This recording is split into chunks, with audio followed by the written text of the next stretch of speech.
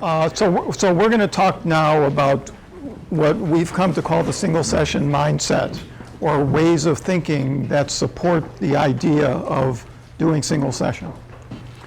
And I think we've come to think of this as, in certain respects, in certain important respects, this is the most important part of the workshop. Because after this, we're going to talk about some principles or ideas of how to do sessions, how to do single sessions, some how-tos, if you'll have it. But we've come to think that this part, the mindset, is more important because the most important thing is that if you're going to do single sessions by plan, the most important thing is that you can buy into or accept the idea that good things can happen in one session. That's more important than anything else. If you walk into your session thinking, believing that good things can happen in one session, that, you know, we come from different ideas about how to do therapy, different models, different approaches, and most of us are creative enough that we can adapt our ways of working to doing single sessions as long as we buy into the mindset. So when we present ideas a little while from now about how to do sessions, these are some ideas that we've developed over time. They're not necessarily the only ones. They work for us. There's other ways of working. So I've moved this to the first one. Frequently we've put this last, but a motto that we've kind of developed in our clinic a while back was that every session has the potential to be a single session. So rather than seeing people with the idea that every case has the potential to become a long-term money maker for us, we think about every case having the potential to be a single session. We'll talk more in a little bit about how we don't see that every session has to be a single session, but every session has the potential to be a single session of therapy. And I think we've already described a lot of data from a lot of different sources, including Kaiser and Alamo Mental Health and a lot of other places where we know that to be the case. And to go into every session thinking this could be the last session. But actually, we don't do single sessions. In fact, we do one session at a time. In fact, all of the people, the sort of pioneers in single sessions work will say this. You know, Tauman, Hoyt, whoever will say, we don't do single sessions. But we treat each session as if it could be the last. We do one session at a time.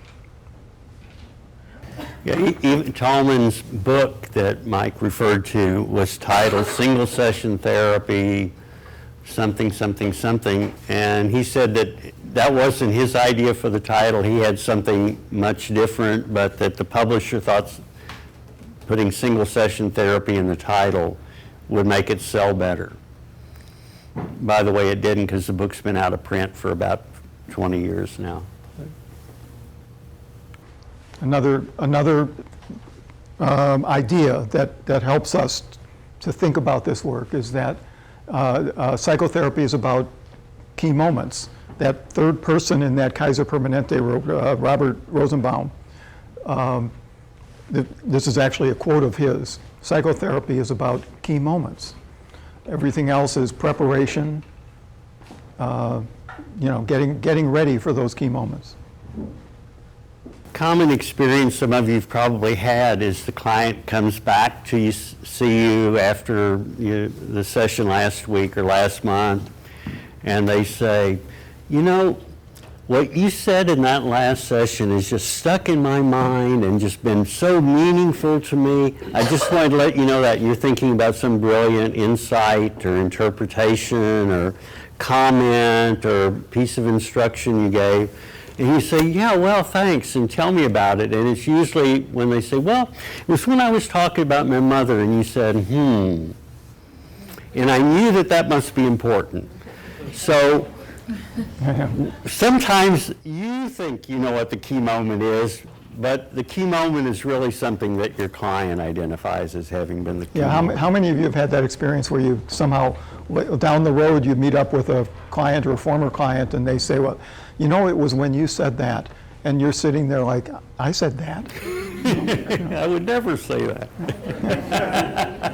What do I mean?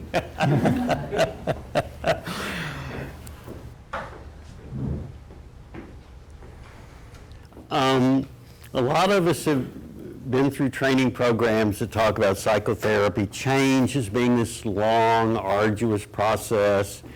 You know, it took you a long time to get this messed up. It's going to take a long time to get you back on track and stuff like that. And yet, rapid change is pretty common in our experience. I imagine every one of you can either tell us about an experience in your life or somebody that you know that had a change almost overnight, a pretty significant change. So there was a book that was published, it's more than 10 years ago now, called Quantum Change. It was... and it's in the reference. It's in the references. It was a research project. A researcher by the name of William Miller and a colleague whose name I don't know how to pronounce. Sedabaka, I think. Who at the University of New Mexico. And what happened was that Miller arranged to be interviewed by the Albuquerque paper, saying, I'm interested in this project. I want to meet people who've had life-changing moments, you know, where that have really, you know, like made a big change in their life, and it just happened. And within 2 days of this article, he had been contacted by several dozen people. And he and his colleague did very, very in-depth interviews of quite a substantial number of them. And so there's all these stories. The book itself, I find, in terms of, they do a kind of analysis of these things that I didn't find all that informative. But if you're interested, the stories are wonderful. So these stories about people that something, you know, I was driving down the road and something, somebody who is a very successful business person, works very long hours, has a family, but most of his life is around his business, professional work. And I'm driving down the road, he says, and you know, this feeling is kind of coming over me. I don't know what it is, but it became so strong I actually pulled over, and I heard an angel speak to me. And that person, at that moment, his life changed. And so he downsized his business work, became much more involved with family and community activities, et cetera. And this interview was like 10 years later. You know, it wasn't like this, well, you know, I turned over a new leaf, but, a week or two later, I was kind of back to where I was. This was like 10 years later. And then just very recently, they published a follow-up in which they tracked down a large percentage of those people 10 years after that to check in with, so where is this change? And basically, I think every single one of them that they were able to find were saying, yeah, I'm still there. So yeah, rapid change is not only possible, but common in human experience. I think in the Quantum Change book, one of the things that I found very interesting is none of these people had changes as the result of psychotherapy. And in Hanlon and Weiner Davis's book about In Search of Solutions, we actually lifted that quote, rapid change is not only possible but common in human experience. And the other piece that is part of our mindset is we stole from them as well, is there's no established direct correlation between the duration of a complaint or the severity of the complaint and how long therapy lasts. So some people will say, well, you know, people that have Axis 1 diagnoses or Axis 2 diagnoses require different. There's actually not been convincing research that shows that the length of therapy is dependent on how long people have been suffering with whatever they're suffering from or the severity of the complaint. So back to the idea about, here's a piece of irony for you. You're all familiar with the 12-step program? And it takes, you know, people are always in recovery and they have to go to those meetings forever and all of that. You're never really not an alcoholic. Bill, the founder of 12-step program, do you know his story about how he went to sleep one night, had a dream, woke up the next day and never had another drink? So I've always been a little bit amused that the founder of the 12-step program had one of these quantum change experiences that didn't need 12 steps in order to maintain. That's another way of saying the same thing. Yeah, that's what a no correlation scatter plot would look like.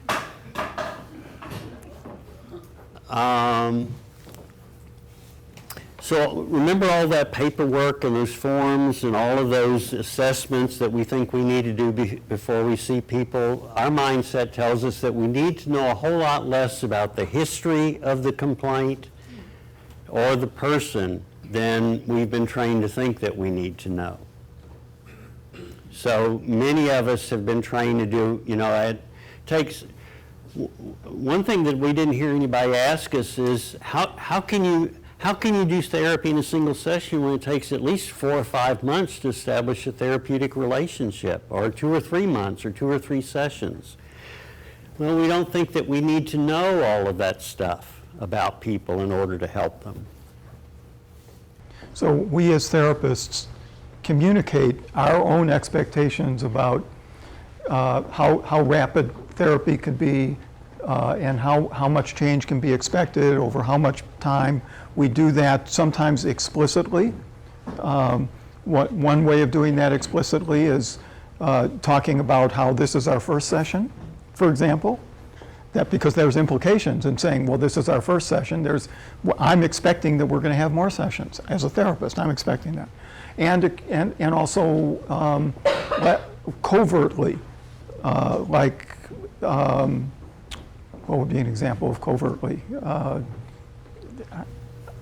that's enough. Well, why don't we pick up there next week? Yeah.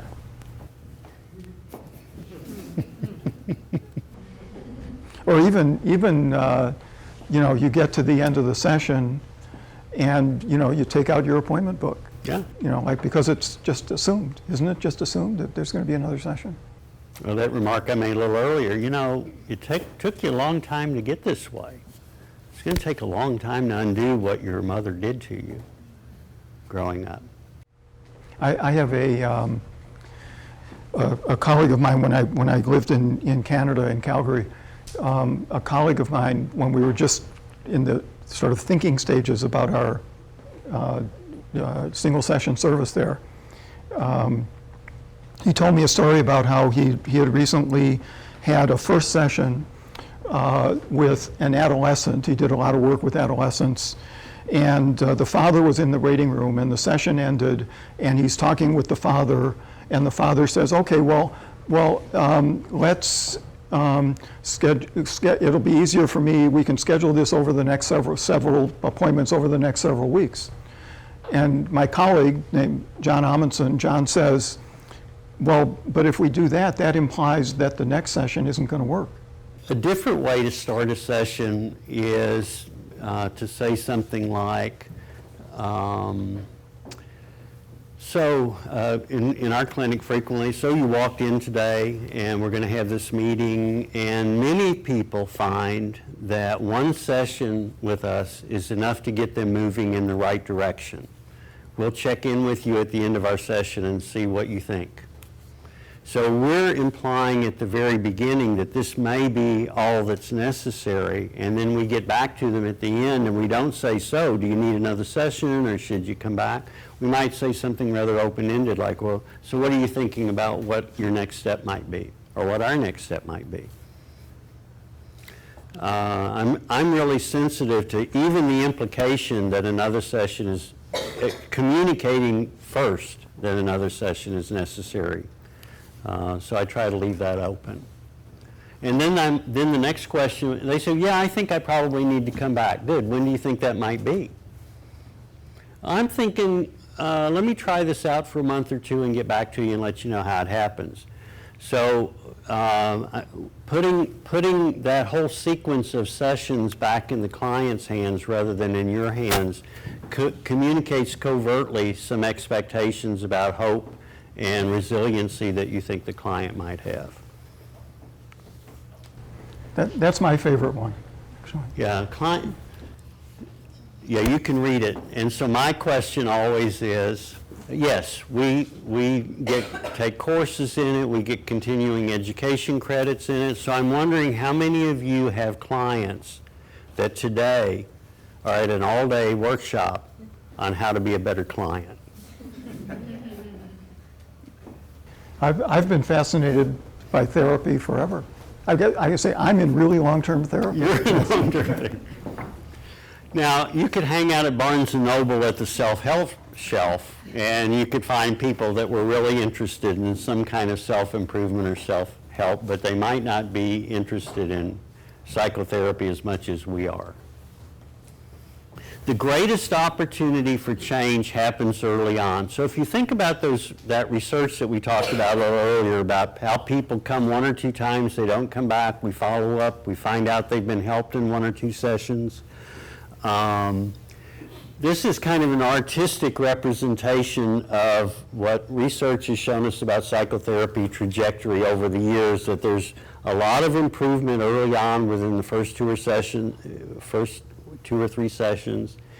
Then any improvement after those is usually incremental. It's very, very small. You know, you warn your client after that sudden burst of that flight into health that Mike referred to, is that, yes, but we've got to keep fine-tuning this, you know, and they're very, very small.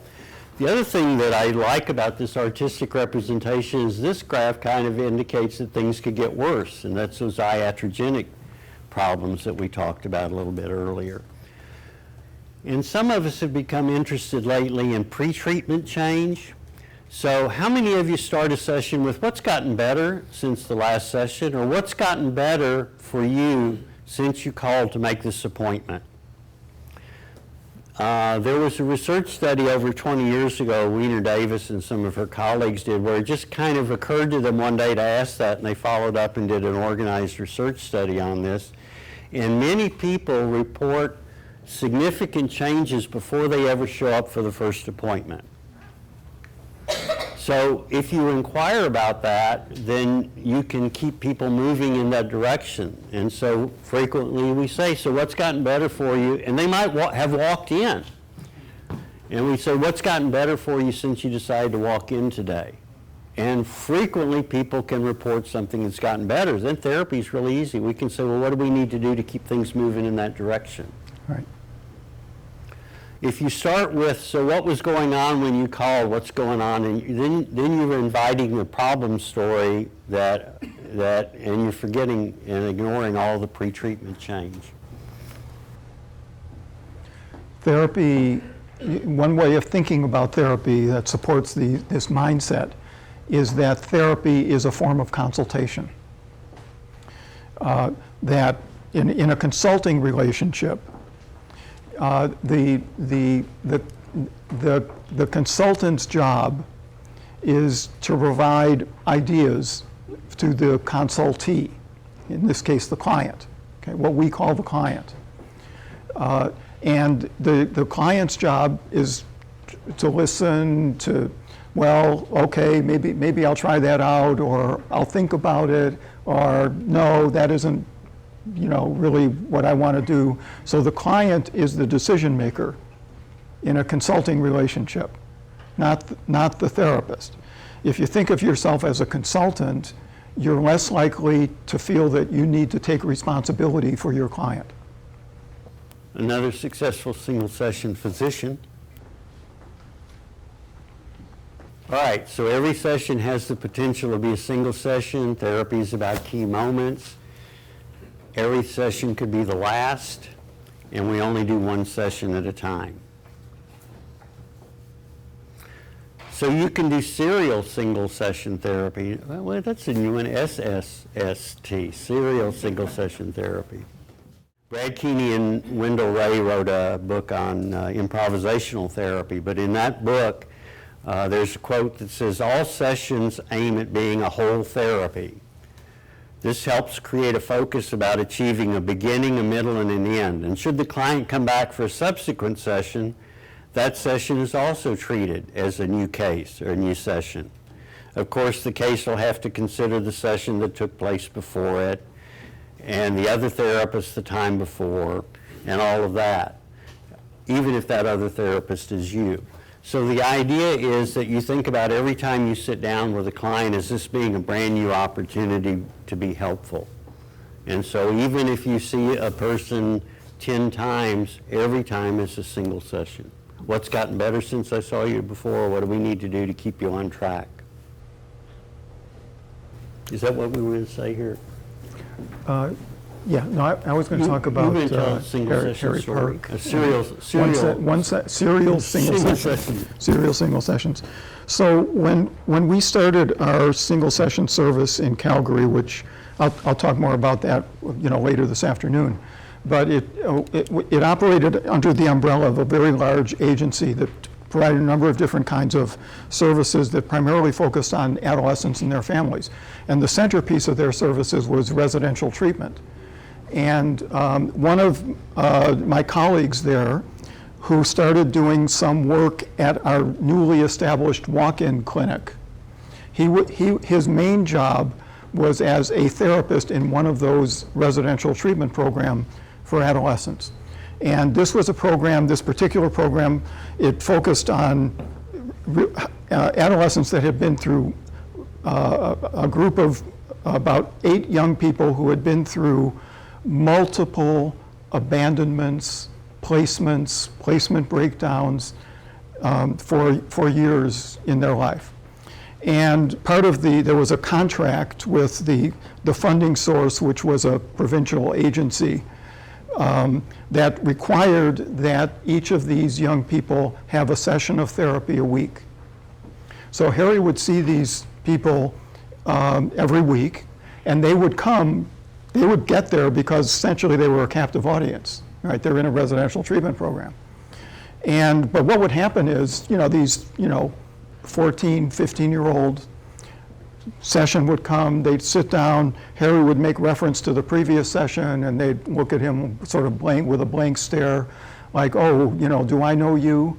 And you'll ask about the homework, and say, what homework? And this was typical. And then he started doing this single session walk-in work, and he had this idea that he would start to to conceptualize every session that he had with that young person who he might be seeing for a year or 2 years. Every single session is a single session, each its own whole therapy. And immediately things went better. The relationship went better, there was more progress. It was serial single sessions. Right? Every session is a whole therapy. Okay, so, and these are all, by the way, most of the content on the slides is somewhere in your handout. So these are kind of some things that we think about in putting the mindset into practice. So sometimes people expect that when they're going to watch a single session of therapy that it's going to be rapid fire questions and lots of frenetic activity and stuff like that. And we'll show you a couple of examples, 1 or 2 examples during the day. But actually, we find that the slower you go as a therapist, the faster therapy works. I came to this, I was doing a workshop about this topic, and we did, the participants, we did some role plays, 10 or 15 minutes. We're going to do something like that later, and I was just walking around and listening to the various conversations and picking up on how desperate the person playing the role of therapist seemed about, hey, I've only got 10 or 15 minutes, and so I started, saying, okay, this is our first principle. Slow down, right? 15 minutes, 1 hour.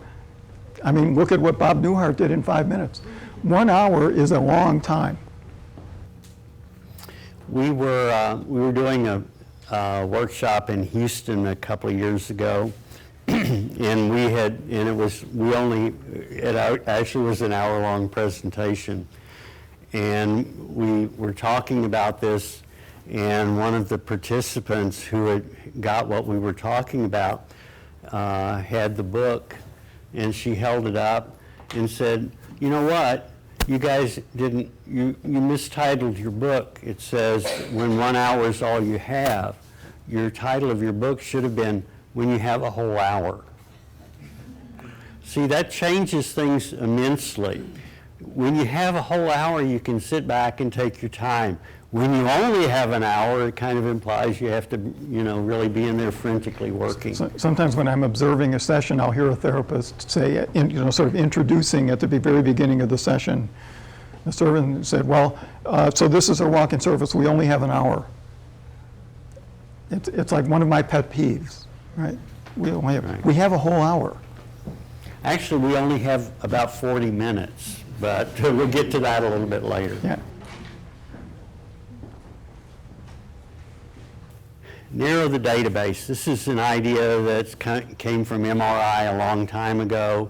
It mirrors the O'Hanlon and Weiner-Davis comment about we need to know a whole lot less about the client and the problem than we think we need to know. So yes, you could talk with a client for several hours and find out all kinds of things about them, the problem, the history of the problem, the history of their parents, their immigration story, whatever the stories are that could be told, you can hear it if you create space for it. Our idea is let's narrow things down and have something manageable that we can deal with.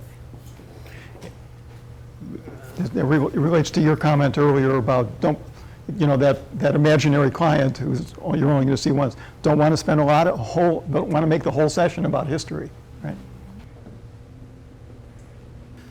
So we're big fans of the common factors research. Is everybody familiar with that research? Just kind of a summary for those of you that might not be. A massive meta-analysis of a number of different studies have basically said, what are the ingredients that make for successful therapy, or what are the things that account for most of the variance, to use a statistician's words? What is it that accounts for change in psychotherapy? And they found that pretty stably, there's, depending on whose data you look at, these percentage points will vary 2 or 3 percentage points one way or the other. But I'm always impressed with number 1, which is the extra therapeutic factors. Now that's not that not only do they see you for individual therapy, but they get extra group therapy and extra couples therapy and extra play therapy. And extra therapeutic refers to stuff that happens outside of the therapy session. So the stuff that you don't have anything to do with accounts for 40% of the change. It's like what clients bring with them into the room. Could be family support or not, their own beliefs about therapy. Their cultural values, their intelligence, their education, their marital status, their age, the amount of experience they have with life, other people that are giving them advice, like the barber and the bartender and the beautician and the school counselor that might say, have you ever thought about doing this with your kid? Oh yeah, now they don't need to see you anymore. So that's 40% that you have no control over. You can use, you can amplify, but you don't control that. Let me skip number 2 for, no, we'll go to number 2. The therapeutic alliance, that's 30%. That's, some people call it a therapeutic relationship, and that gets them bogged down into, it takes a long time to establish a relationship. I prefer the word alliance because it is you and them working together. And how long does it take to establish an alliance? Well, you may have the alliance already established because they came in to see you. They're expecting you're going to be able to help them. You're not going to have to convince them that you can be helpful. They came to see you. So it's not exactly how much they like you or how much you like them or how well you know them or how well they know you or any of that, but it's that sense of we're in here working on something together. That's 70%. So now expectancy and hope is 15%. So that's what have you done or what has been done in the therapy to establish this sense of something's going to get better? What have you done to establish a sense of hope and expectancy? So like we have a whole hour. What are you hoping will be different in your life by the end of the hour? Most people find that a session here is enough to get them moving in the right direction. All those kinds of things. When you're done here, what do you suppose is going to be different in your life tomorrow? All those kinds of things that create expectancy and hope, not the questions like, are you going to be available every Tuesday afternoon for the next year? Okay, that's another 15%. So now we get down to the part that makes a lot of money for people in workshops. How to be a better MRI therapist, how to be a better solution-focused therapist or narrative therapist. That's 15%. It's important that you be a good one of those kinds of therapists, but that's not the biggest part of what it counts for change in therapy. So every model or technique has ways of helping capitalize on the extra therapeutic factors, has ways of helping you establish therapeutic alliances and expectancy and hope.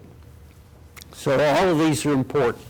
You can't just say, well, if extra therapeutic factors is the most important thing, maybe it doesn't matter what model I use. No, it does. It's like if you have a recipe to bake a cake and it requires 2 eggs and you only have 1. You say, well, eggs are pretty small, I'll just leave one of them out.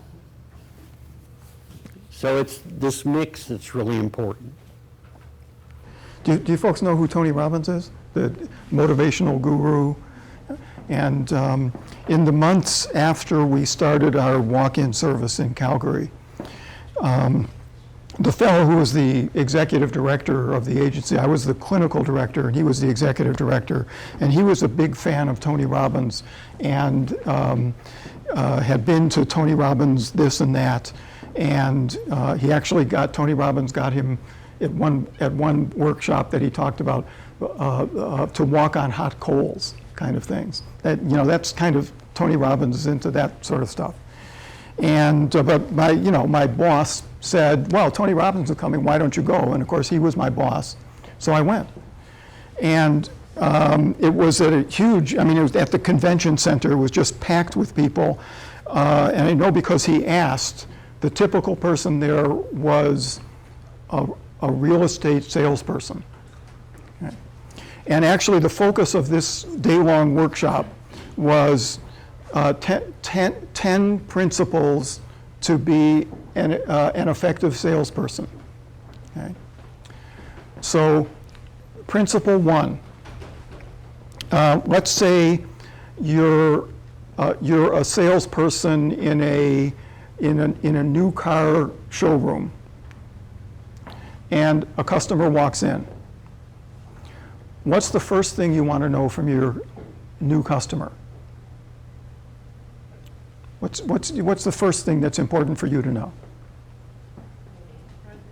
Pardon? Let's say you've introduced, you know their name, you know, you've introduced each other. What they're looking for, okay?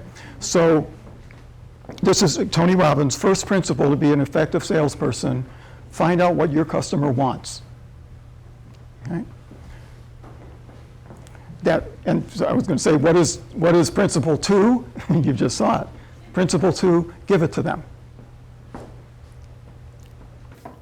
So, or maybe this was what you said. So for example, you know, some time ago, I went to an electronics store because there was a piece of electronics that I wanted. I'd done my research. I knew exactly what I wanted, the brand and the model, and I walk into the store and I say, I'm looking for this.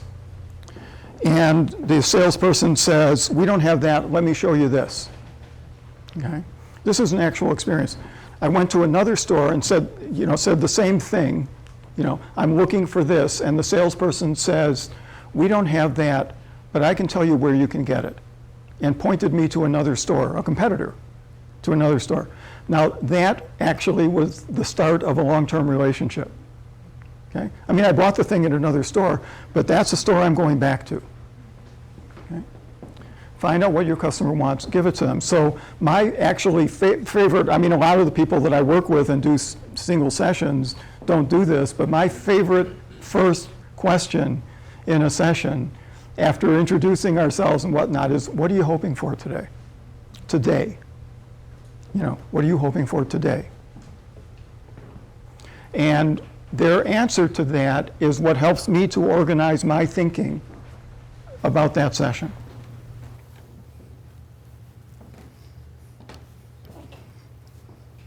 Every time you tell that story, I'm reminded of a customer service story that I've never told, that I haven't shared. But one summer when we went to Mexico, when we were in Mérida, we were at a restaurant, and somebody wanted a big bowl of guacamole, and asked and it wasn't on the menu, and asked the waiter, do you have guacamole? And he said, yes. Wasn't on the menu. He said yes. He left. He was gone about 10 minutes. He came back with a big bowl of guacamole. Where did you get that? He said, the restaurant down the street sells it. I went down there and got it because that's what you wanted. All right? So he didn't send us down the street. He didn't say, no, we don't have it, but let me show you some beans that you could probably have instead of the guacamole. He went and got it. Yeah, so he found out what we wanted and went and got it. Now, when you ask somebody, what are you hoping for today, or there's different ways of asking. You know, when you're leaving here today, you're driving away in your car and you're thinking back on this meeting we've just had. What would tell you that this was a good use of your time? There's different ways of asking. What do you think? What kind of answers do you think you get to that question? If you ask that question early on in the session, what kind of answers what's your guess about the kind of answers people give? Like they want to start feeling better. So something very sort of broad, vague, but Yeah. I mean understandable, but right, okay. What other kind of answer? What other kind of answers do you think people give? Did I hear somebody say I don't know? That's a very common answer. Uh-huh. I don't know. I take that as okay. First of all, it's an interesting answer. Imagine if if it was that you're the salesperson in the showroom and somebody comes in and says I don't know. What are you looking for? I don't know. What do you got? Show me what you got. Another common answer is, I just want to talk, or something like that, And actually, to me, that's fine. That could be the session. Somebody given an opportunity to talk and somebody listened to them. That could be an outcome of a session. That the person walks away feeling like, hey, I had a chance to tell my story, And somebody listened in a way that gave me hope and expectancy and so forth. But also one of the reasons why I like to ask that question early is because sometimes somebody comes in and wants something that there's no way that I can give them. medication, a forensic opinion, right? So usually what happens is that just leads to a discussion about where they might be able to get that service, okay? And often what happens, almost all the time actually, is you say, okay, you talk about that in the first few minutes, and we can give you some information about where to get that. And so given that is there something else that you might want? And almost always the session continues with around some other thing. Yeah, I find it really important frequently, back to the I don't know question, is to find out what the circumstances of the referral are. In other words, why are you here? Because frequently if they've been referred by CPS or school or their mother-in-law, then yes, they don't know, they don't want something, then the question becomes, well, what does your mother-in-law think that I could help you with? Or what does the school want to be different for you? Or what does CPS want to be different? So you're right, they don't want, their answer is very sincere. I'm just here because they told me to come. So what do they, the they that sent you here, what do they want? We look really hard for exceptions. A non-vegetarian rabbit would be an exception. They're quite rare. So one of the things that we look for is not another recitation of the problems and people's failures, but what are their exceptions? Moments in time when you're feeling a little bit less down. I'm so depressed I can't do anything. How were you able to get here today? How did you get yourself out of bed, dressed, and here on time for your appointment? That's an exception. Well, my mother, oh, okay, so that's a resource. That's one of those extra therapeutic factors. Your mother got you up and dressed and here. But in the solution-focused therapists talk about nothing's a problem all the time. The severity of the problem, the duration of the problem, the frequency of the problem varies, and so we're always looking for exceptions. Again, when we ask people what's gotten better since you were here before, and they say nothing's changed, wow, how have you been able to keep things from getting worse between the last session and this session? That's an exception. Now things are actually worse this week than they were last week. Wow, how'd you keep them from getting even worse than they are? You can always be thinking about looking for ways of characterizing things as exceptions. Our question is not, is the client motivated? Our question is, what is the client motivated for? Okay. So the person who comes in because CPS told them to come in. Okay. A search early in the session is going to be with the client to find out what that client might be motivated for. It might be, for example, getting that CPS worker off my back, or probation officer, or whoever that might Mother-in-law. be. Yeah, right, parent. Right. Or I've gotten to know my husband or wife said they were going to divorce me if I don't come in. Yeah. And what do you think, first of all, what did you think about the idea of coming in? If this was going to be helpful to you, what might it look like in terms of, I'm assuming the person, that isn't the person's first choice is to get a divorce. What could you do to prevent the divorce? Yeah, at least not getting a divorce is something that's motivating. Mm-hmm. Yeah, the client that came in once and said, what I want is to stop drinking. I have an alcoholism problem. And so how long have you had this problem? 20 years. Why now? Which is, we think, a really important question to ask. So why are you coming today? And he said, well, because my wife told me last night if I don't stop drinking, she's going to leave me. So that's the motivation to stop the drinking, you know. So there's always a why now. Think small, baby steps. So you said that your client might say, I want to be happy. Yeah. So what would be the first step in your being a little happier? For instance, if you went home after this visit and you were feeling a little happier than when you came in, what would you see or what would be different? You know, I'm not hoping to make you happy for the rest of your life, but maybe what would give you 5 minutes worth of happiness later?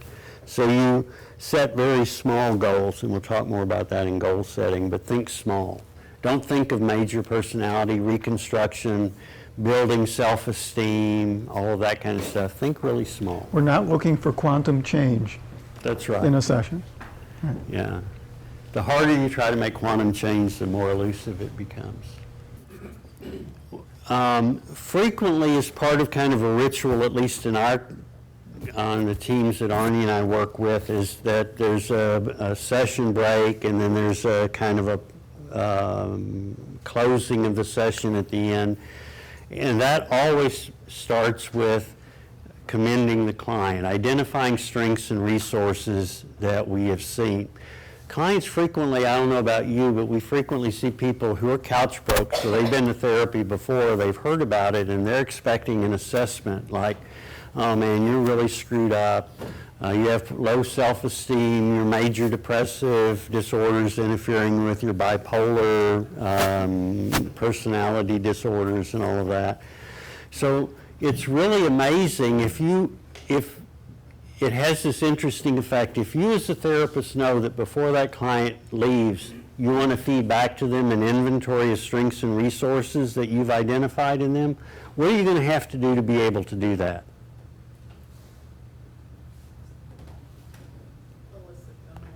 Yeah, so you're going to have to conduct an interview that's about their strengths and resources, because otherwise you won't have anything to say, right? So you ask about, you know, where do you work, what skills do you have, what have you done to keep your relationship alive this long? What, you know, you ask questions, you steer the conversation towards strengths and assets, so at the end of the session you can commend them on all of the things that you've identified as being helpful resources that they can build on. Now, that doesn't have to happen at the end of the session. It should happen all through the session. I've been on this job for 30 years. Wow, you sound like a really loyal employee. And they might dispute that, but at least you've found something about that to commend them. All right, so goals. So I'm going to briefly go over this because I think a lot of you have had some experience or knowledge of solution-focused therapy, so we really think that the solution-focused therapists have done a really good job of kind of codifying big ideas about setting goals in therapy. As Arnie said, find out what the client wants. So the goal has to be important to the client. So you may want to, you know, restructure their personality,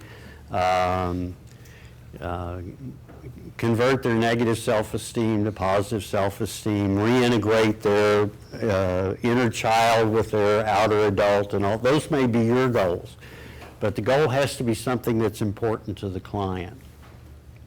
They have to be small and achievable. So again, baby steps. How do you know when therapy is done if you don't have goals that are achievable? You know?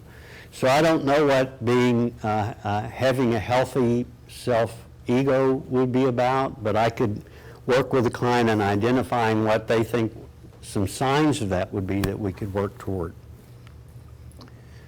So concrete, specific, and behavioral. I was watching a student in our clinic this week just doing a great job. They asked the client, so what will be something that you can do later today or later this week to accomplish this goal you've set for yourself? And the client said, well, I guess I would call one of my friends and asked them if they would help me with this. Good. Which friend would that be? She got her notepad out. Which friend would that be? Well, it'd be Billy. Oh, okay. And when would you be calling Billy? Tuesday. Okay. What time do you think you might be calling Billy? Just worked out very specific, concrete steps toward the goal of calling the friend to get him to help do something else. I don't want to be unhappy anymore. I don't want to be depressed. Goals that are negatives, we can't work with, right? So you could ask, so if you weren't depressed, what would you be doing instead? That's kind of a really good formula that I like, is what would you be doing instead? I don't want to be angry at my wife anymore. Okay. So if you weren't angry at your wife anymore, what would you be doing instead? What would she see or you see? Well, I just feel different. Yeah, okay. Well, so what would she see that would let her know that you felt different? So it would be the presence of something rather than the absence of something. I want my son to stop disrespecting me. So what would you say? What would your clarifying question be if your client said, I want my son to stop disrespecting me? Yeah, what would he be doing instead? What would he start doing? Or give me an example of just one situation in which he has shown respect. Yeah. Right? Yeah. Yeah. So, yeah, he came here today. Where is that on the scale of respect and disrespect that he accompanied you to the visit today? Beginnings, so it may be helpful to think about the goal as being the start of something rather than the end of something. So we might frequently say, so if you were to start feeling less depressed, or if your son were to start being more respectful of you, what would be an early sign of that? So we want to start with small things and work toward bigger things. They're achievable and realistic within the client's context. So yes, there might be some, I'd like to play center for the Spurs next year. That's my goal. And your job is to help me achieve that goal, right? I didn't hear anybody offer to help me with that, by the way.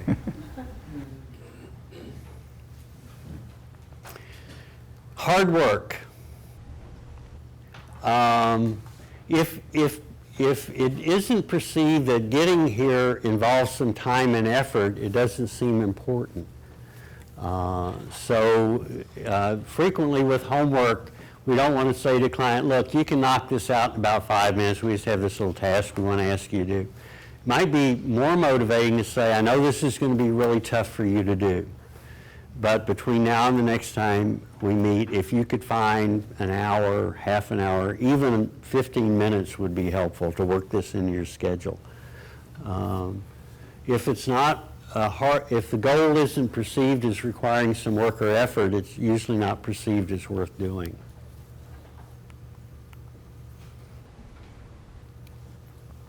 So sometimes we do need to narrow the database, right? All right. So when clients leave at the end of the session, we want them to leave with a sense that they've been heard. We've started asking on my team a couple of questions. We normally take a consultation break, and we'll talk about that more this afternoon, but the structure in our training clinic is that there's a consultation break toward the end of the session. The team meets with the therapist and then has another talk with the client. We frequently started asking at that break time, what's been helpful so far in today's session? Not has today's session been helpful or what, but we assume that it's been helpful, so we frequently say what's been helpful. We've never had a client say nothing's been helpful yet. What's been helpful? And if we don't ask it then, we ask it at the end of the session. What's been helpful about today's session? Clients frequently say it was just really good to have somebody listen to me, as Arnie referred to a little bit earlier. And that could lead us falsely into thinking, so we really don't need to do anything but sit there like a bump on the log and let the client talk, and that's listening. Well, we listen more skillfully than a bump on the log does. And so I think that when clients say it was helpful to have somebody listen or give me some ideas, so we want them to have that feeling when they leave that they've been heard. So before you go on, I mean, this is not a small thing, this is a big thing Yeah. in our work. So when at our walk-in service in Calgary, clients would be asked to fill out a feedback form at the end, and it had a number of questions, you know, to check off yes or no, or on scales or whatnot. But it also had a couple of sort of narrative questions at the end, one of which was, what was the single best thing about your session? And a graduate student, as part of his research, actually, John Miller, actually, like analyzed hundreds of those responses to that question, what was the single best thing about the session? And far and away, the most common response, the category that was the most common category of response was, somebody listened to me. I had a chance to tell my story.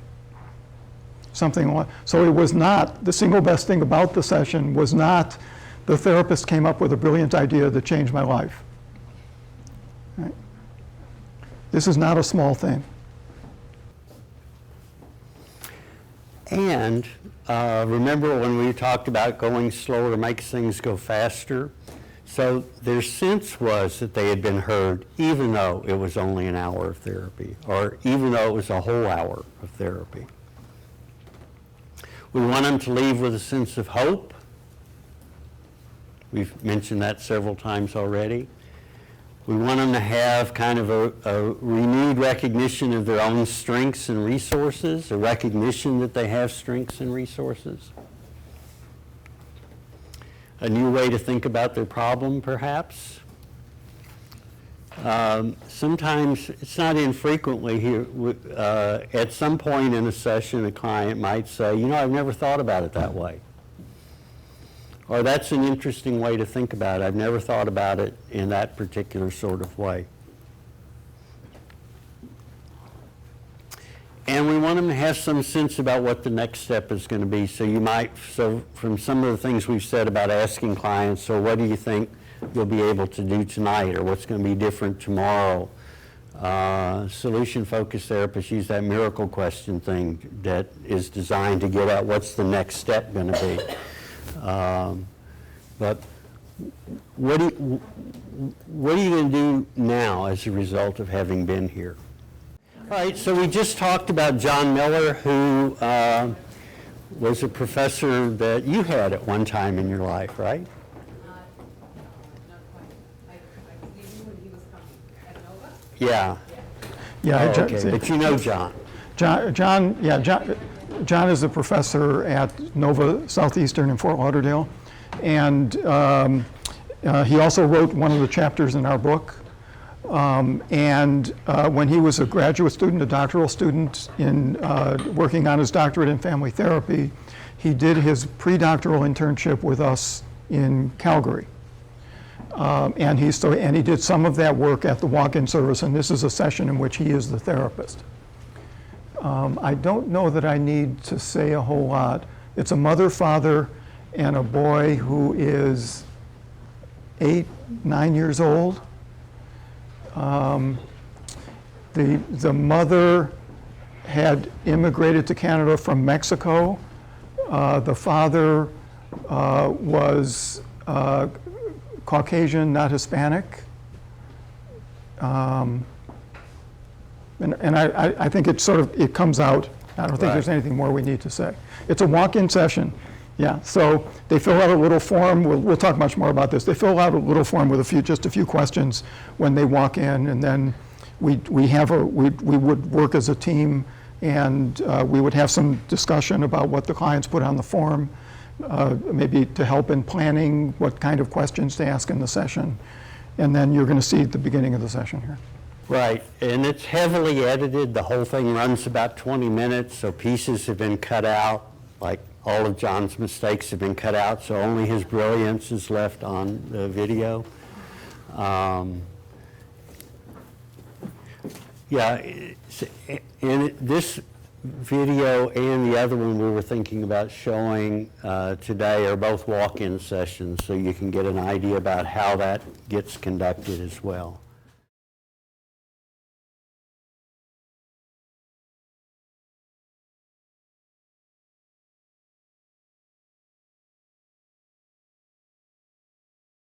Okay, great. Have you been here before? No here, but we went for counseling. But Okay.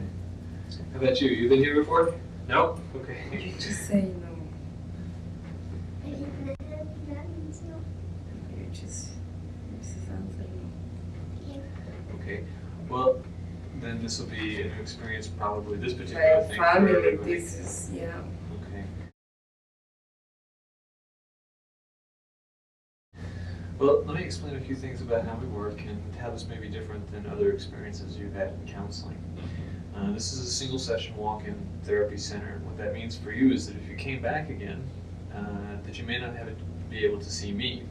You may see another therapist. And so we kind of focus on having the center available to clients when they walk in, basically. It's like we don't make appointments.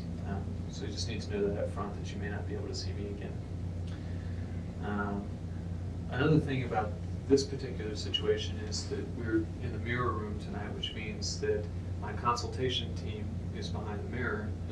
And the reason for that is we've kind of learned doing this that it's better to have 2 heads than 1 or 3 heads or whatever. The more kind of brains you got going, working on whatever's going on, the better things are. And so they're there to kind of give us ideas and advise us about whatever they see happening. There's a telephone also. They may call in with suggestions for me. When the phone rings, doesn't mean that anybody said anything wrong or anything like that. I like it when the team calls in a lot and I ask them to. And what they're calling in with is ideas, questions for me to ask you, or questions of me, that kind of thing. I usually take a break too, midway through the session, and go talk to them. Okay. You have any questions about the mirror? No. That kind of stuff. Okay. You have any questions, Matt? Is it Matt or Matthew? Matthew. Matthew. Mhm. Nope? Okay. Did you understand all that? Yeah. Okay.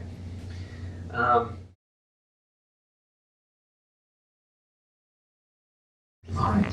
So what has brought you here this evening? Well, for the last few days, as a family, we've had fights, but today, Anna and I clarified things last night. And today, we both went to work, and I phoned home at 1 o'clock to find out that Matthew skipped school today. Didn't skip school, He sleep in. Well, he said he slept in. but you maybe not know I didn't sleep in or I did sleep in.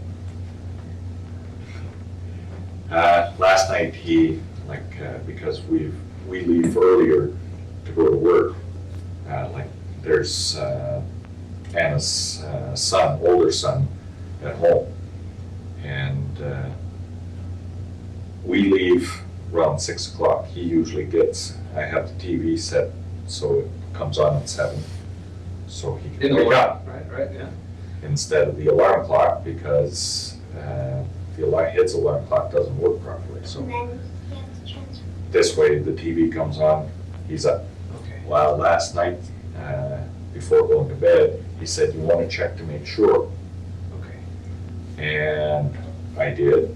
TV was on, everything was set properly, and he said he slept in, which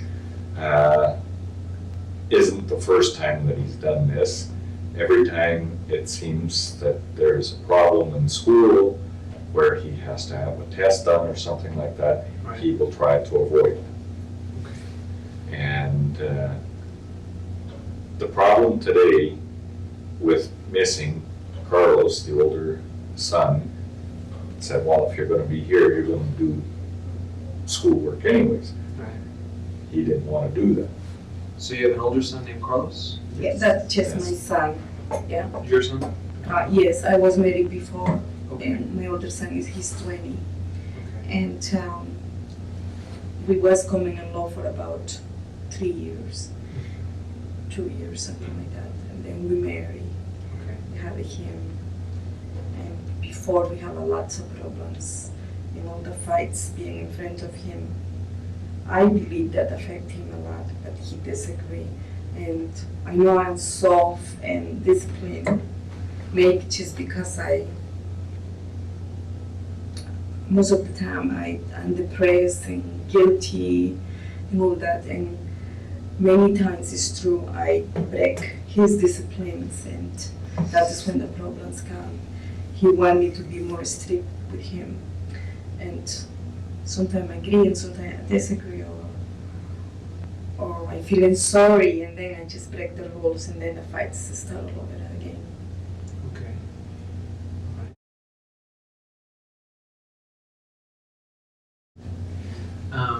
So is that issue also related to his sleeping in this morning?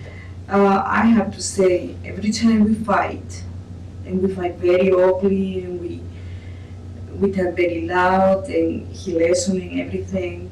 Every time we fight, he go very bad in the school. He get very stressed out, or he no want to. He just make himself sick, like coming with cold or my leg hurt, or stuff like that. Few times we noticed that he can't concentrate. But I believe it's all the nagging we leave. Always we can be happy for 3 days and then we argument the rest of the week.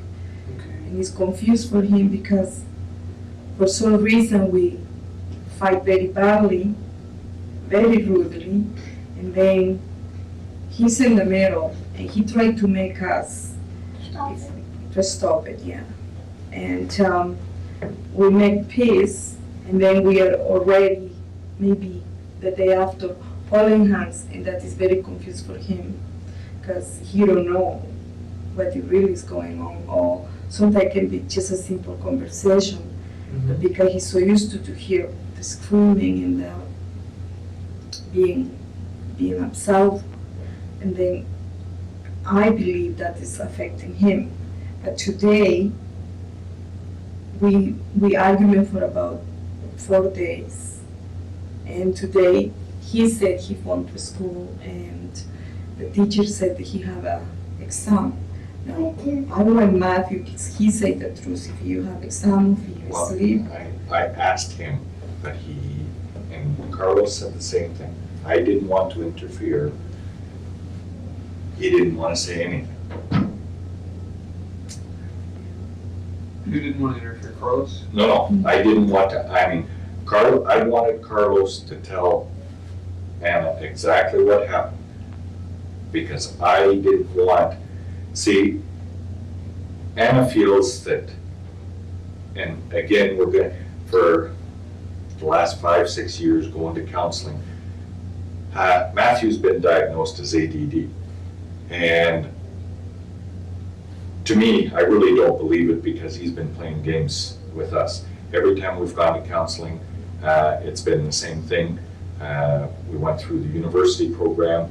The first time they talked with Matthew, there wasn't a problem. Right. But it's just progressed, and finally we got told, you better get your son checked out because he's got a problem. So we went to a pediatrician, and he was diagnosed as ADD. He's now on medication, and again, medication is helping, but as soon as we put the thought he's doing good, all of a sudden he starts all over again being bad. He figures one day of being good equals redemption as to being, I can do whatever I want. He's always had control of the house. If I say something, he runs to mommy. If mommy says something, he comes to me. And the imbalance of knowing what proper discipline and respect is, he doesn't have it. Okay. You put on the form that for you to notice some change, and step in the right direction would be for him to understand how serious this problem is. See, If he understood how serious this problem is, would things be, would that be enough? yes, it would. If he understood, see, coming here, he's had this idea, everything, that doesn't matter. And in there, he's been as if nothing's going to happen. He's got no understanding how serious this is, that I don't want him to be misunderstanding the fact that when he does something wrong, the reason why we always get into a problem, it always, 90% of the time, it's focused on Matthew. Do you agree with that? You and your wife, when you get into a fight, it's focused on? Well, most of the problems We is, disagree a lot because I don't agree in the way he want to discipline. He want to yell at him and calling him names, or lazy bum, or you're going to be in the street and stuff like that. Then we stop and I try to tell him that is not the way to discipline him. If he want me to discipline him, I came to beat him up or punish him or discipline him with a good manners, and that is what we are looking for before he gets lost. last night, what did Carlos say? It had nothing to do, see, she's got this misconception that I want to beat him up. That's nothing. When I say. It's just the language, because the words. Again, because we miss the communication. Again, if I discipline, if I say grounded for a week, there's no such thing as grounded for a week or a day or whatever. It's because all of a sudden I'm the monster and she defends Matthew. And that's why he's got no respect as to discipline. He does not have any respect for any adult because he has that problem in school. He does not listen to the teacher either. Okay. What do we need to do this evening to Basically, move to towards change? get an understanding between all of us that means we will understand what discipline is, what homework means. I would like him, when he comes home from school, have his snack, and if he doesn't have schoolwork to do, then because he is behind, to do some spelling, reading, math, whatever, for a half an hour, 45 minutes. Okay. And then he can have his time. Okay. So this evening, to move towards that goal, if we could make an agreement, could come to some common understandings about how to discipline him, which would mean the two of you how to act when he's not doing what he needs to be doing. Okay, that would be a step in the right direction tonight. That will be step number one. Okay.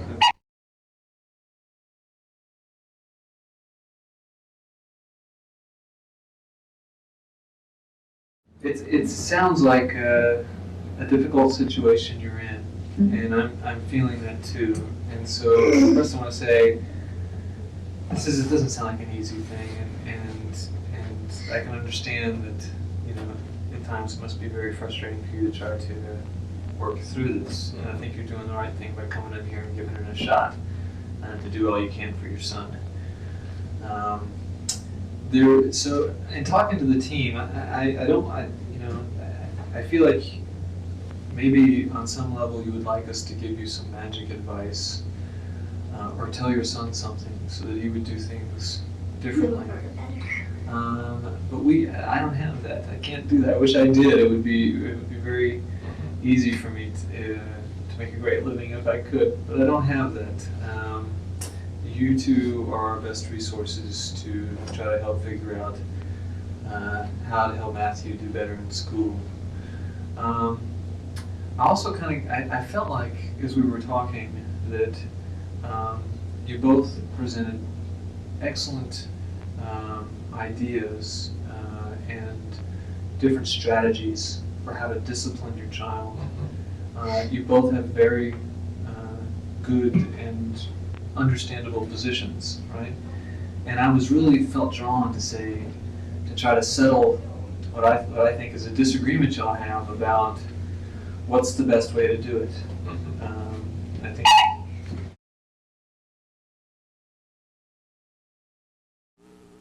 saying, yeah, that's right, and also that would be very difficult for me to do, because you each hold such strong beliefs about this issue.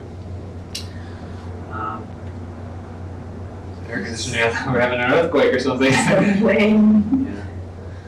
It's clean. So, in thinking about that and talking to the team some, one solution, or not a solution, an idea we have about how to try something different would be to, since you both have such good ideas and believe them very strongly, is to alternate week by week, back and forth, who is going to be the major disciplinarian.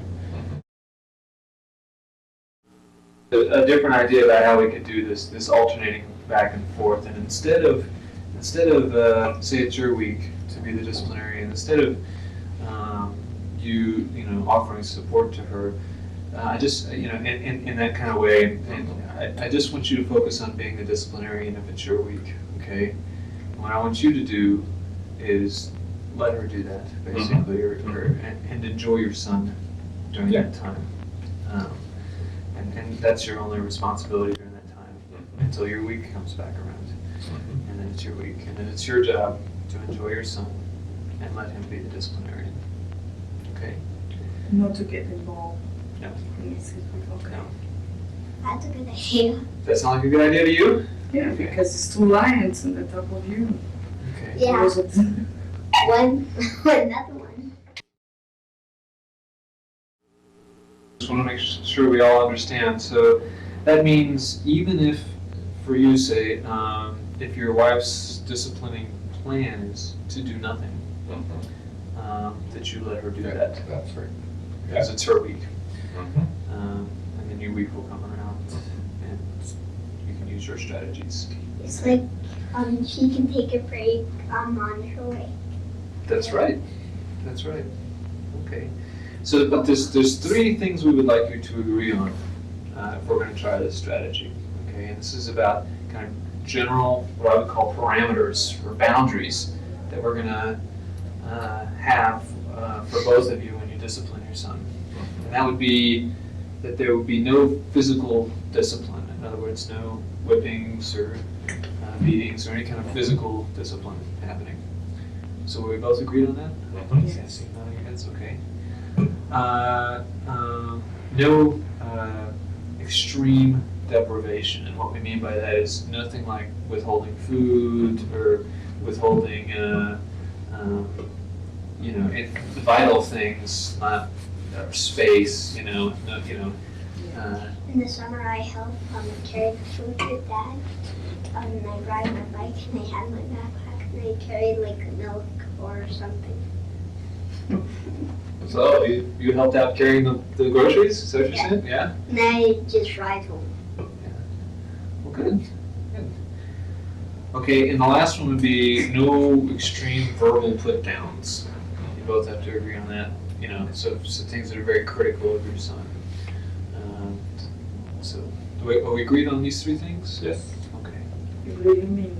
Yes. Okay. Why don't y'all shake hands on it? We'll have an agreement here. Real talk. Please shake your hands too. All right, we have an agreement. Excellent. Here, shake my hand, Matthew. All right. Okay. That is for your parents to decide, though. Well, it seems as you're gonna be home tomorrow, may as well start. Another one. we know when weeks start and end. So the week for you, if we've decided it's you, it begins now. And that you have to be kind of diligent about this. Begins now. Begins now at 11 minutes after 8. And so 11 minutes after 8 next week, you take over. Okay? All right. And another thing is, that should you want to come back in and discuss this further, you can always return here and talk about it. Okay? Right.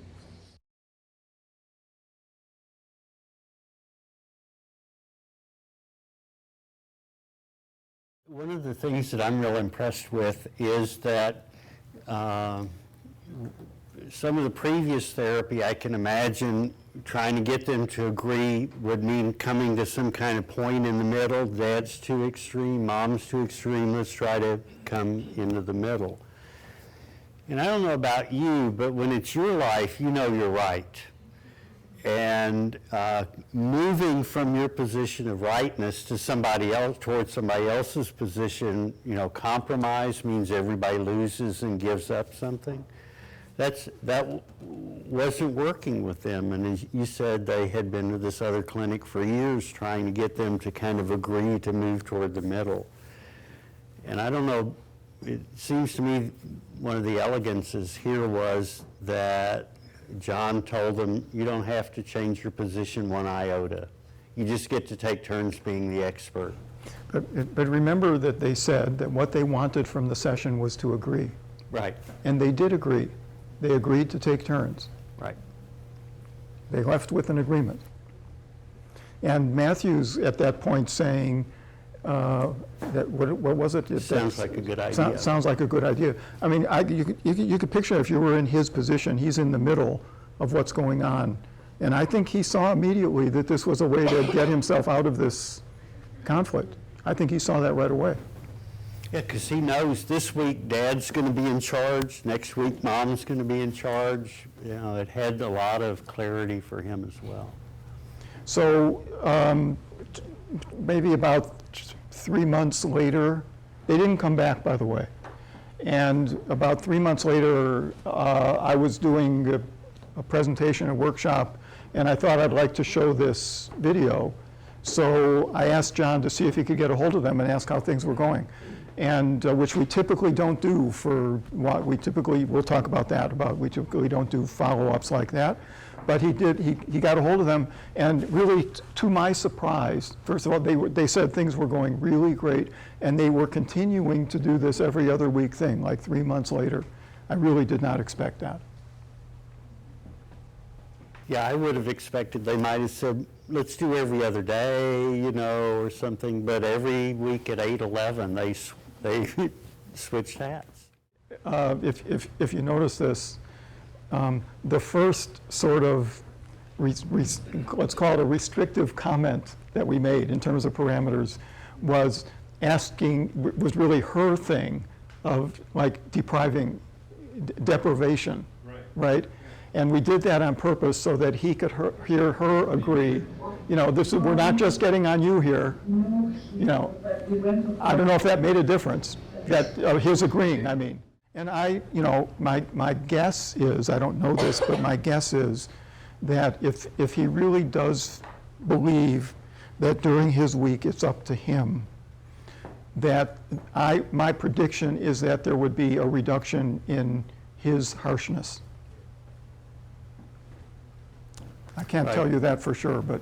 Yeah, but frequently in that kind of a dynamic, if you want to think of it that way, he has to be extra harsh to overcome her softness, and she has to be extra soft to overcome his harshness. And if either one of them knows that they're kind of safe for a week, they don't have to overcome anything.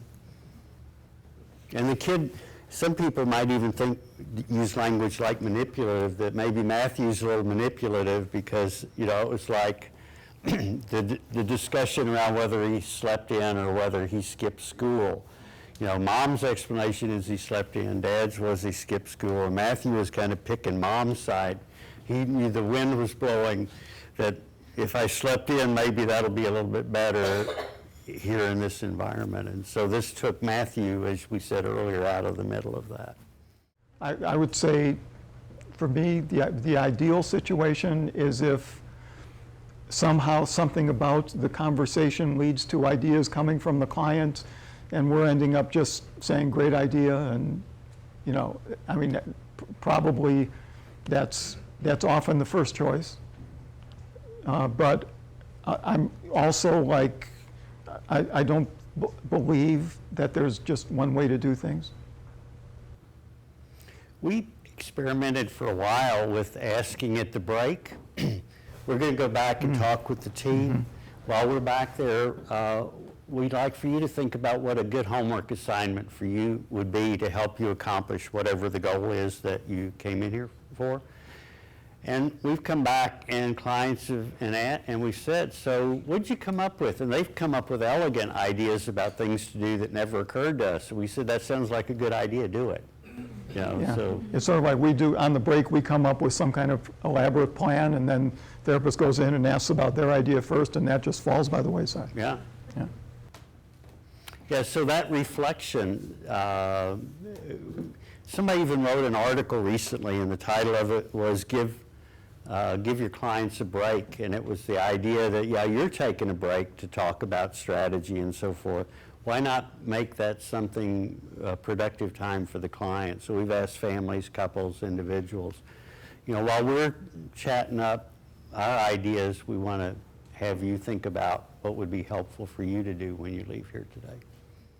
You might think it was strange, but you know, just as John introduced the session with the idea that there would be a break sometime, you could start a session with, and so sometime toward the end of the session, I might want to take a little break to kind of think about what we've talked about. And so if it's okay with you, I'll leave you here and I'll go out in the hall, or you can go out and sit in the waiting room while I have this break. Or I knew one guy that just turned his back to the client, swiveled his chair around, said, if you'd just be quiet a minute, I want to kind of get my thoughts together. Yeah, so there's nothing saying that this has to be done with a team by any means. And so, yeah, you could take a break, you could be flexible about it, you could do it sometimes and not. But yeah, I think it's a great thing if you're on your own, you take a break and have a conversation with yourself. Right. Yeah. Well, you know, being brilliant while you're in the conversation with a client is a context, and it's pretty difficult. But if you change the context so that you're not trying to maintain that therapeutic alliance and be brilliant at the same time, a break could be really helpful even when you're working by yourself.